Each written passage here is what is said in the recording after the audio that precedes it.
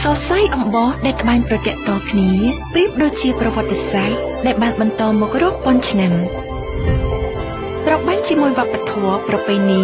បង្កើតជាធម៌ពលនិងវិសេសភាពនៃប្រជាជាតិមួយ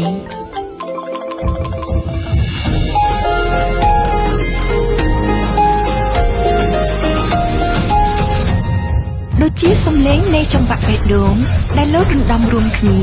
លើកស្ទួយគេដំណើរមរតកបេតិកភណ្ឌអរូបីនៅលើទឹកដីនៃមរតកបេតិកភណ្ឌរូបី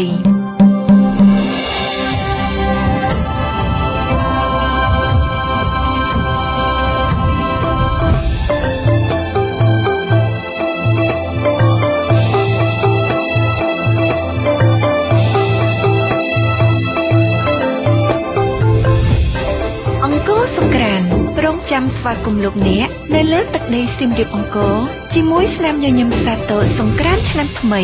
កម្ពុជាព្រះរាជាណាចក្រអច្ឆរិយៈ